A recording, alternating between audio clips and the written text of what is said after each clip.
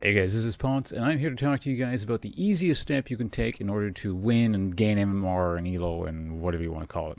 And the thing is, this works at absolutely every ELO range. It's probably like really the only thing that has universal applicability to wherever you're playing. Now, this might sound super simple, and you go, yeah, we're going to go, whatever, I knew that, Ponce. But bear with me here. Let me sort of explain my thought process. Because what it is you don't play on tilt. Once again, yeah, whatever, I know, Ponce, you don't play on tilt. But, if it's so easy, then why does such a vast, chunk of the player base fail at this so consistently? Because what do you logically accomplish by doing this? It's absolutely nothing. It's only a debuff. There is zero merit to doing it. I can't actually think of an instance where this would be useful to you. And the thing is, this is the only thing in all of League of Legends you have entire control over. Nothing else in League of Legends can you control entirely. Your teammates, who knows what they're going to do. That's like probably the biggest crapshoot there, of course. Even if I guess you could go with a full five-man pre-made, but even then, who knows what they're going to do. You don't control what they do. You have a better understanding of what they probably will do. And of course, even your own personal skill and level of play, you don't have entire control of that. Some games you just screw up. Sometimes you're just really tired or really hungry or something. And of course, you can stop playing, if that's the case. But there are biological limitations to what you can do sometimes. And again, just some games just don't go well for you. You screw up early. Flawless play doesn't exist. Now, I'm not one of those douches that's saying like you can control how you feel at all times. Sometimes people have bad days. They're just not in a good mood, whatever, and they're going to be more susceptible to being on tilt, which is probably not a bad thing. I mean, the alternative is being some sort of creepy sociopath like me that doesn't feel anything. But anyway, so that does happen. But of course, when this is the case, you can again not play. Just don't go into queue. Or if you start feeling yourself getting on tilt in the middle of the game, at that stage, just like don't talk to anyone at that point. Just don't infect anyone else with your problems. Like at that stage, if you feel bad, great. I understand that. You go take a break after this, but during the game, just shut up and deal with your own problems. Don't burden other people with your problems. At that stage, you're making your problems other people's problems. You, you know, like, again, I don't really, I suppose, understand it very well. Like, it's just a video game to me. I don't care, so I'm not going to go on tilt over League of Legends. I do get slightly annoyed at my own personal level of play when it's substandard, but that's a different story entirely. But you know, I do recognize that other people are going to like go on tilt sometimes, and I can appreciate that. That's fine. So if you're not playing well, whatever. But the instant you start burdening other people with this, I don't appreciate the selfishness inherent in that. If you get what I mean, it's very similar to the sort of the concept of sort of the we keep I getting back to like sort of the skill level sort of thing. Some games you're not playing well. When you're not playing well, what I would do is, I recognize, okay, I'm not doing well. I'm not in the carry role this game. I'm going to have to accept the fact that I screwed up somewhere along the line, and I'm going to kind of sit back, play more passive role, and let other people do the carrying because they're doing well this game. And in a similar sort of sense, if you're on tilt, just don't burden other people in a very similar sort of way. Like when you're not playing well, you don't try and do the crazy plays and get all the kills. Very similarly, just don't rage out at other people.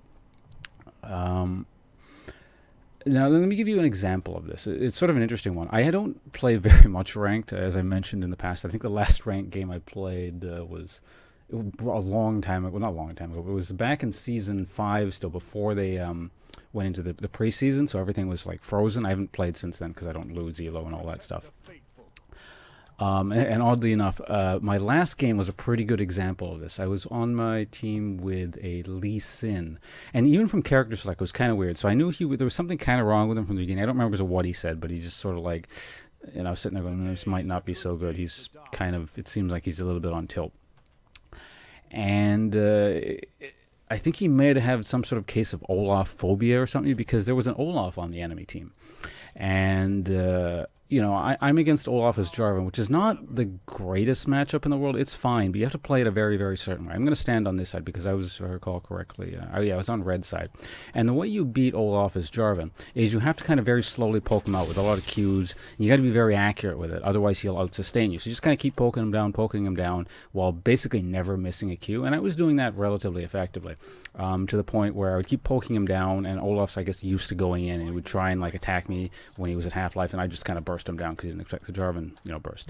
But of course, it is an Olaf lane, so I can never go super ham unless I'm like massively ahead. I think I was like 2 kills up. I had a CS lead, and I was winning the lane relatively handily, but not the kind of I'm gonna crush the lane like I like to sort of thing. But I had tower down. And up until this point, I guess the Lee Sin saw that our jungle Lee Sin had seen, other lanes are doing all right, so he'd kind of kept his mouth shut, and he was sort of stabilizing, I guess. And at this point, I'd already taken the tower down, so I had that up. And so I was doing something in the jungle over here. And the Lee Sin at this point, I don't know, like he just decided to do something crazy, and he didn't quite understand, I guess, like how you play against Olaf and how I had such a success versus this Olaf. So he pings the top lane while I'm down here, and goes like, let's fight the Olaf, or he's pinging to fight the Olaf, and he goes in immediately. Like he's like here, I'm right here, Olaf is right here, and I'm walking up and going, well shit, I gotta get there now because Lee Sin's gonna die. So I go in like that, I try and fight there. In the span of me from going like roughly here, and I have to use my EQ combo to close distance. I can't use it for damage. The Lee Sin from here jumps right in, starts fighting the Olaf, and in the span from me going here to here, Lee Sin has died, and I'm stuck here without my EQ combo against Olaf at melee range.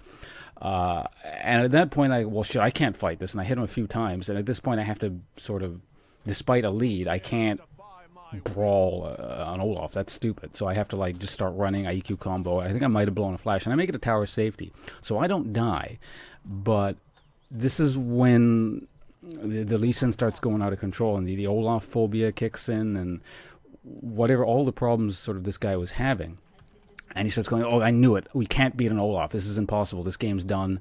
And he just starts going off and on and on and on about this. And then like the rest of my teammates, they were, fortunately relatively reasonable, and like, hey, dude, just calm down. Let's play normal. It's just an Olaf. And he's like, no, I understand how this game works. I know, I've seen, what's going to happen here. We have no chance. So kind of on top of that, his own inexperience with the general flow of the game really kind of combined with his tilt and just resulted in all sorts of really bad things. And up to this point, when you play the game, as long as I've been doing it for years and years, there's not too many mysteries left in the game. You see the game and how it plays out, and you kind of do sort of some mental calculations. This person's on this team, this person's on the other team. We have a lead here. If everything keeps playing out the way it does, we have about a 70% chance to win. So I had, up until that point, assessed that we were 70% likely to win, 30% chance of losing, something stupid happening. So it was a relatively, I would say, not in the bag, but a pretty safe game. The instant the Lee Sin started doing that, I knew it was like, well, crap, we're probably not going to win this game out. This guy is going to start doing really crazy stuff. He seems too far gone to reason with at this point. So, and we ended up losing, spoilers. The only reason we lost was because of this Lee Sin. Had he simply not been on tilt and we had a full 5-man team that, without one guy jumping in on his own, doing all kinds of, I don't know what it was stuff, we would have simply won. All that guy had to do was not burden everyone else with his own mental problems, his own, I suppose, weakness, as it were, and we would have been simply fine. So that was unfortunate. That's my example there as yours. So just don't be the Lee Sin. Is the general message here. I feel like I'm forgetting to get into one more specific topic on the matter, but generally speaking, I think I've sort of covered my thoughts on it relatively well. I have actually made a video on this in the general vein of this topic quite some time ago, but it's still an issue, so I thought I would make one more on the subject. Other than that, I'm off to stream like I usually do. Bit of League of Legends, and of course we're still in Street Fighter V week for me because, I've got the tournament on Sunday, so I'll be doing that. Description below, twitch.tv/Ponce. Again, mixed stream of League of Legends and Street Fighter. So thank you very much once again for watching, and I'll see you guys around. Goodbye.